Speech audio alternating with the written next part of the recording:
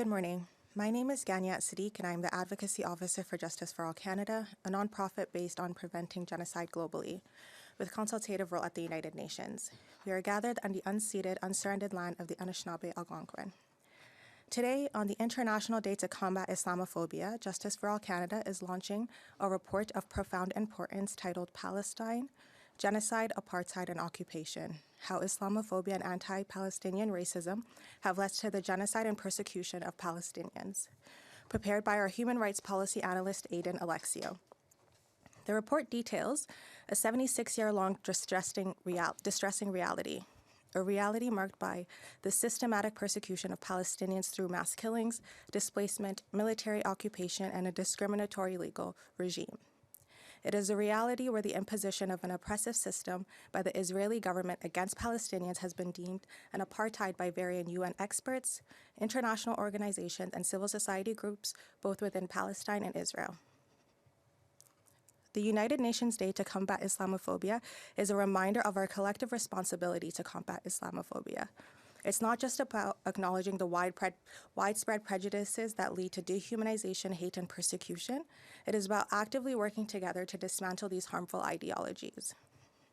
Ingrained prejudices drive the Israeli government's war on Gaza and is a core strategy of dehumanizing Palestinians, making the tragic loss of civilian lives a justified outcome for some officials.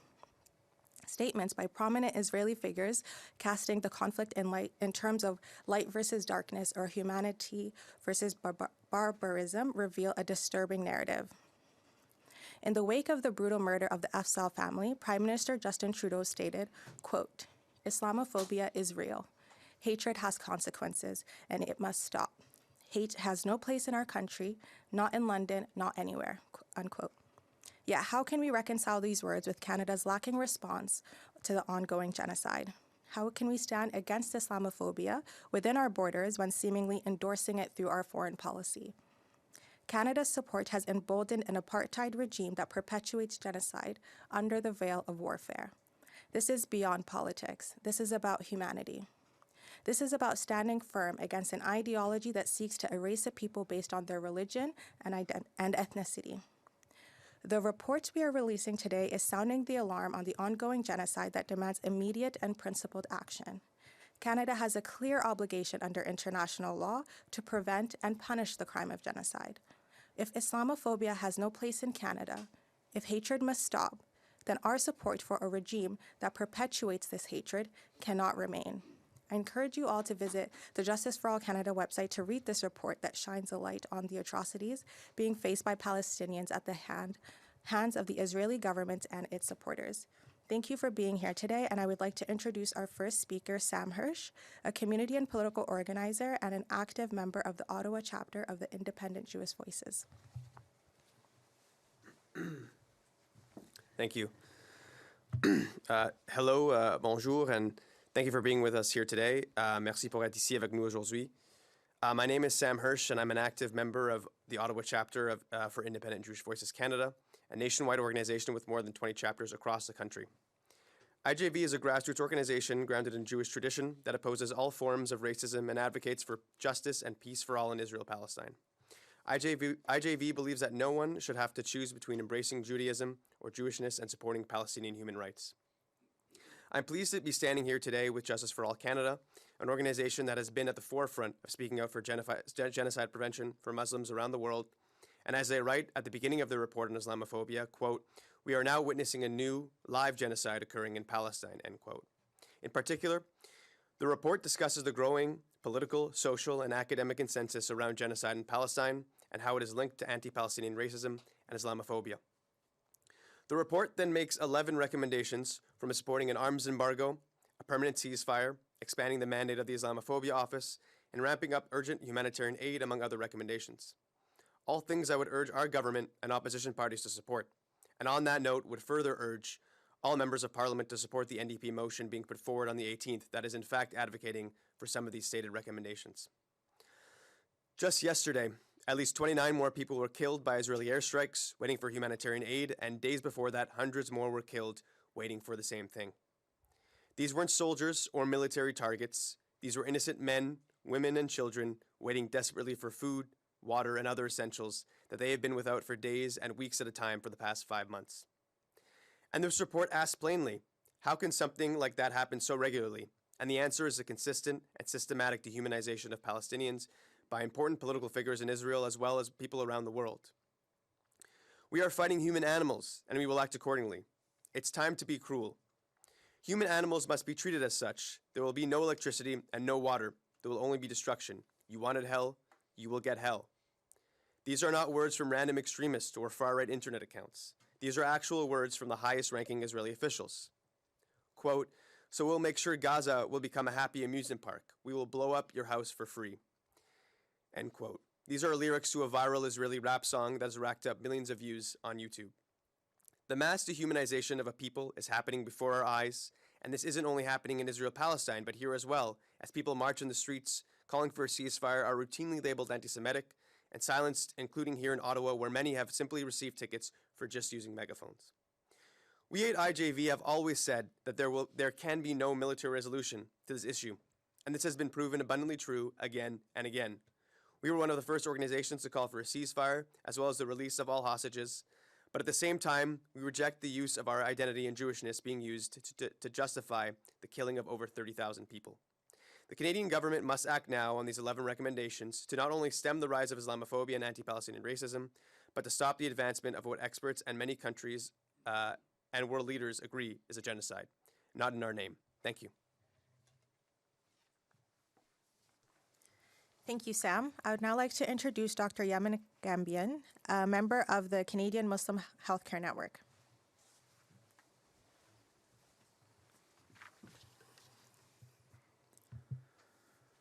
Imagine your child, the very child you brought into this world.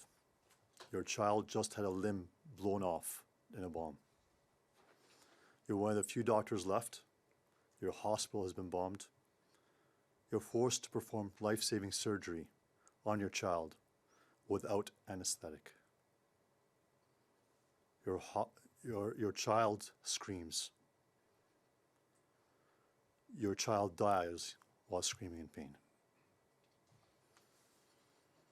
This is one of the many horrific realities that's happening right now in Gaza.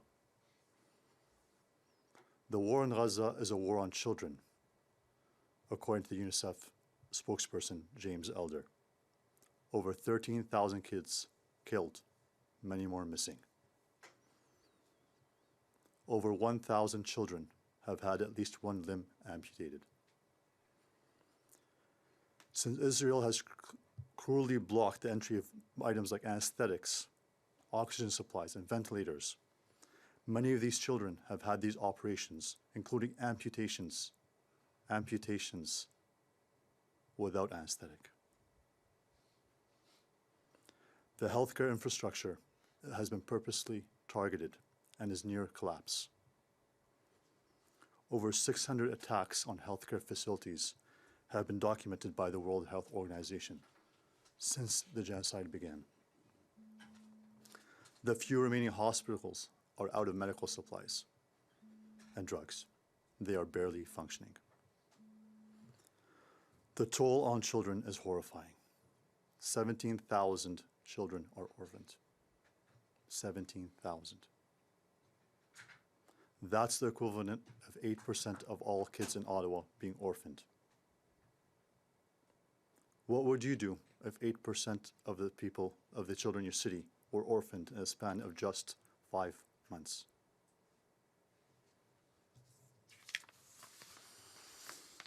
If the bombs and bullets don't kill these civilians, the starvation likely will, due to a blockade of food, water, and medical supplies, and an intentionally slow processing of critical humanitarian aid at Israeli checkpoints. The lack of clean water has increased disease, dysentery, upper respiratory infections, and severe dehydration. Dozens have already starved to death from this man-made disaster.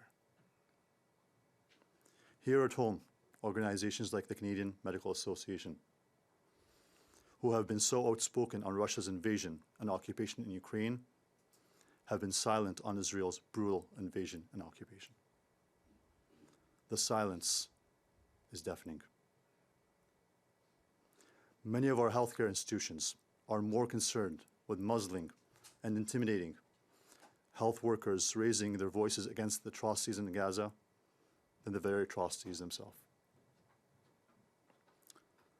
There are numerous appalling accounts of doctors and medical trainees who have been silenced or suspended for speaking out against this genocide. There is also blatant hypocrisy and double standard from many of our Canadian officials. Their Islamophobic beliefs and anti-Palestinian racism have been unveiled. Canadian political leaders are quick to condemn anything that Israel deems hurtful. But aggressions against Palestine or their properties or the people, there's either silence or calls for investigation rather than immediate condemnation. As a Canadian healthcare worker, demanding an immediate and permanent ceasefire is not enough. The illegal blockade on Gaza must be lifted. Photo ops of inefficient airdrops must be replaced with unimpeded humanitarian and healthcare aid. Anti-Palestinian racism in our hospitals must be eradicated. Canada must not be silent in the face of this genocide. As South African Archbishop Desmond Tutu said, "If you are neutral in situations of injustice, you have chosen the side of the oppressor." Where do we stand as Canadians today?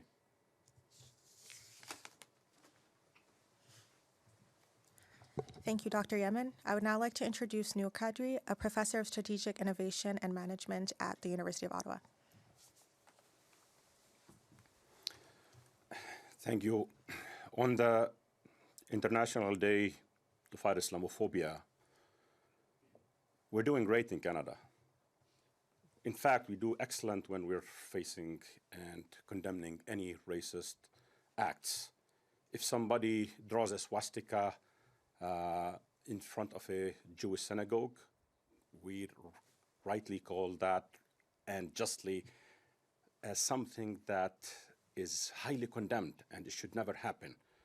If somebody vandalizes a mosque, and we will see the outpouring condemnation of all politicians as something that is Islamophobic. And this is, yes, rightly and justly done so. But what's more Islamophobic than Israel destroying 1,100 mosques in Gaza? And we don't see any condemnation from the Prime Minister of Canada or the Minister of Foreign Affairs or the majority of the politicians in Canada. We cannot be silent on these atrocities. As an academic, I see what's happening in Palestine, and I look at the systemic and the incremental genocidal acts that are perpetrated by the Israeli right-wing government of Benjamin Netanyahu. More than 200 academics and university professors have been targeted and killed.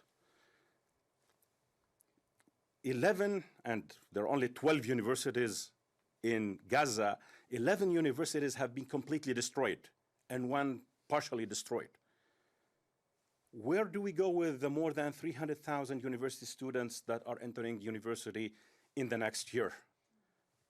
We don't see any calls for condemnation from the majority of the people around the world. Yet we see elements of this right-wing governments that have called people of Gaza as human animals. We see Ben Gvir, one of the ministers, calling for the arming of illegal settlers by more than 100,000 firearms to kill more Palestinians. More than 3,500 settlements or settlement units have been given the go-ahead by this right-wing government. We see Smotrich, one of the right-wing players, and other ministers calling for throwing a nuclear bomb on Gaza. This is incremental genocide. Yet we don't see the Canadian government taking any major position in sanctioning those ministers, in condemning that right-wing government, like they do in many places without the blink of an eye, for instance, in the case of the Ukraine war. Why don't we do that in Canada. Canada is showing that it is complicit in this incremental genocide that is happening in Gaza and in the West Bank and in all of Palestine. As Canadians, we demand that our government do better, that they think of what's happening in Gaza in terms of the closures of those hospitals. More than 80% of the 36 hospitals in Gaza have been destroyed. The schools, the 737 schools in Gaza, 80% of them have been destroyed. The majority of the rest are being used as shelter for people that have no homes to go to. Where do those students go to? 90% of the population of Gaza are educated. We are looking at preventing education for a generation to come. We demand better from our government. And when accusations of Israel come about UNRWA, the government of Canada cuts funding right away. When the investigations come out a month later, it shows that Israel was asking and forcing some of those members of UNRWA to give statements that they have participated in the October 7 attacks. Israel has been trying to stop UNRWA for more than 2 decades. And the Canadian government should be wary of that situation and aware of that situation, that they should never stop funding for UNRWA on accusations of Israel before any full investigation has been done, just like they do when there is something that concerns Israel on the other side. We cannot be complicit in that genocide. We cannot be apply double standards when it comes to international law. This is not a buffet that we can pick from, and we need to do better. I hope that all members of parliament in Canada will look at the NDP convention, the NDP vote on the 18th, that will address all those important recommendations that the majority of Canadians are asking for. And thank you very much for Justice for All Canada for putting out this report. It is timely, and as Canadians, we need to take it to the next level. Thank you. Thank you for all of our speakers for our remarks. I'll just like to reiterate that the report should be available at the Justice for All Canada website, and I encourage everyone to read it in depth to learn more about the injustices that Palestinians are facing. So we call on the Canadian government to engage in serious diplomatic efforts to end the root cause of the current conflict, including Israel's 76-year-long apartheid, 57-year-long occupation of Palestinian territories, and 17-year-long blockade on Gaza. We call on the Canadian government to leverage all measures for an immediate, durable, and sustainable ceasefire, and to provide urgent humanitarian aid to organizations like UNRWA. Thank you for being here today, and we'll answer any questions from the press gallery. You said about Canada using its leverage in the region to bring about a ceasefire. Not to denigrate Canada too much, we don't have a lot of leverage in the region. We've seen issues with them even just trying to get loved ones of Canadians across the border for their program. We did see them, I think, put a pause on approving some non-lethal military transfers. Are there any specific forms of leverage that you think should be applied that Canada isn't using? I probably could answer that. The Canadian government has forces in Israel that are assisting on the ground there. I don't think they should be there for any reason. The Canadian government can do more in terms of sanctioning. We didn't see any names of settlers that they wanted to sanction. They should sanction ministers in this government, because they have done this in other situations. If somebody says that we're going to throw a nuclear bomb on Israel, okay, they would sanction them. Even without a nuclear bomb, they have sanctioned Iranians for just threatening Israelis. But when Israeli ministers threaten Gaza, they dehumanize the people of Gaza, they should be sanctioned, okay? We are very late on this. And when it comes to arms sales, the government is in a minority situation, and they have been kind of having their arm kind of wrestled many times to take those by the foreign affairs critic of the NDP and other pressures from the National Council of Canadian Muslims and the Canadian Arab Federation and other Palestinian supporting and justice supporting groups. Yet Canada, even when they want to do and move on some action, they're just doing this shyly without allowing the government of Israel to feel that we're not supporting you. They properly declared and publicly declared that they're supporting Israel. And this time, they should not be shy. They should call a spade, condemn Israel, condemn its atrocities, and sanction some of those ministers. So I just wanted to briefly add two things I would briefly add is one, they could probably better use their leverage on the United States as, being a close partner of the United States and actually, speaking to the high-ranking officials there. Or they can also do what other countries have done and, like recall the ambassador, for example. So I think there's still a lot of steps that the Canadian government can take that they haven't taken yet. So and also obviously there's the, limiting the SIFTA, the Canada-Israel Free Trade Agreement, stuff on that. So there's a lot of levers that still haven't been explored that they could probably look at. This question is addressed to Professor Kadri. I'm wondering why this whole thing is cast as a Islamophobia narrative, because I've been talking to the Christian minority in Gaza. They're suffering just as much. Churches have been bombed. People taking shelter in churches have been killed, and schools, everything run by Christians have been destroyed. So can you please comment on that? The Israeli occupation and atrocities have been running for many decades. And Christians face the same dilemma and problems when they want to go and celebrate Christmas at the Church of Nativity. And occupation has no religion. The fact and the idea that we address this from an Islamophobia perspective is that we are taking advantage and looking at this opportunity that it is the International Day to combat Islamophobia. But I've known that Justice for All Canada, for instance, on International Women's Day, they highlighted what's happening to women in Palestine. I've known that a lot of academics, they're addressing what's happening to academia. A lot of health networks are looking at what's happening to hospitals. Israel is implementing a consistent and an incremental genocide. We, in Canada, as a third country, has been put on notice by the International Court of Justice in the ruling of October 26. And they have to do more in order to prevent this genocide. According to the 1948 Convention on Genocide,